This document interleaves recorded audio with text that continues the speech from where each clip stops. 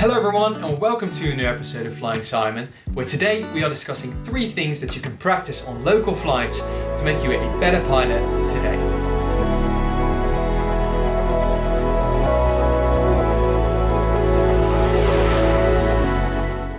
So this weekend I was talking with a young, ambitious solo pilot, and he said to me, I still can't fly cross country, and when I'm doing these local flights there's nothing to learn for me, and so I'm a bit bored. And I thought about that for a second and I thought, well, that's not good. We don't get that many cross country flights.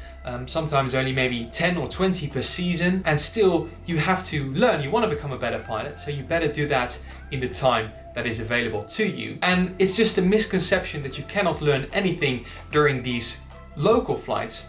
So today I'm giving you 3 things you can do to make these flights worthwhile as well. Now let's dive into the first one, and that is to thermal on your weak side. So do you have a weak side? Do you like maybe to thermal only left or only right? Well, you shouldn't, because maybe you are flying maybe 200 meters above the ground and the thermal is on your right side, but you prefer them on the left side. It will always cost you time, and you might miss the thermal simply because you're turning into the wrong side. So there's no reason to have a preferred side, even though I must confess that I have a preferred side myself. So what you can do during a local flight is just go the other direction. If your favorite side is to go to the left, only do thermals into the right until you get comfortable with it. Really a great exercise to get you comfortable with thermaling to both sides. So the second thing you can do is a huge one. This one has really taught me a lot, and it is to predict what the thermal value is that you're going to get. So let's say you are flying towards a good cloud. Instead of just flying there and see what you can find beneath it, try to make an educated guess of what the thermal value is going to be underneath that cloud. So maybe you say, well, I think it's going to be 1.8 meters a second. Now, once you go into that thermal and you start thermaling, compare the actual value with your predicted value. And what you will see is that slowly you will progress and your predictions will become more and more accurate. And it will help you when you are cross-country flying to see the thermals up ahead, see what you can expect, and adapt your speed to it. So this is really a hugely important exercise that is so easy to do, and I definitely recommend it to you. Now, the third thing that you can do is to prepare your final glides. So the final glide, obviously you come very low after a flight where you've been very high, and it can always be quite tricky and quite scary. And I must confess that during my flights when I'm flying competitions, final glide is always the most exciting part, because you can gain a lot of speed in that phase of flight, but you can also lose a lot of speed if you don't plan it correctly, and it always gets my heart beating.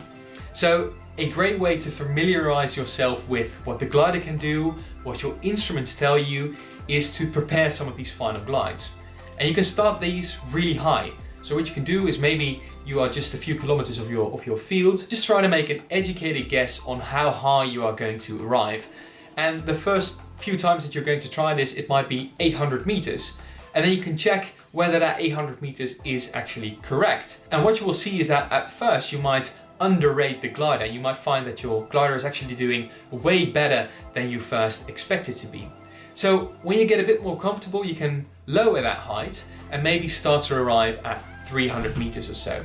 And that gives you really a good feeling of what a final glide might be when you're going cross-country. And something nice that you can do from there is, once you arrive at 300 meters but you're not ready to land yet, is try to pick up a thermal at 300 meters. Because it's really different, definitely on good days, to pick up a thermal really low where the bubbles are still very small and very hard to center sometimes, than doing that when you're almost at cloud base. So you can really prepare your final glides, do a nice glide until like 200-300 meters, and then pick up a thermal, work your way all the way up, and try that again. And really for competitions, really helps you to gain some confidence into your glider, have some confidence in your instruments, which is really important, and helps you to become a better pilot.